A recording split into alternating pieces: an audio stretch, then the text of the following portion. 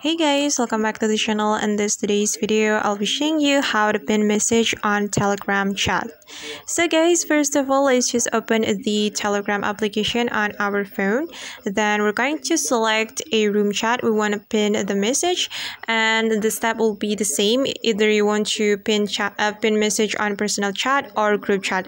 So for instance, I'm going to pin chat on my personal chat.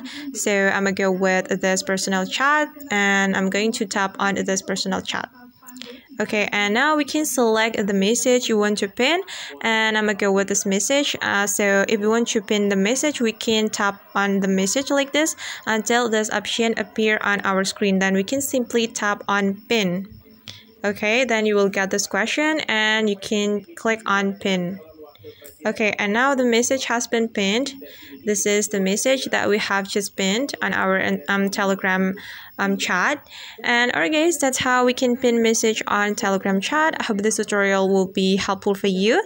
Thank you so much for watching. If you found this tutorial useful, don't forget to hit the like button, leave your comments, and also subscribe to this channel. See you in the next video.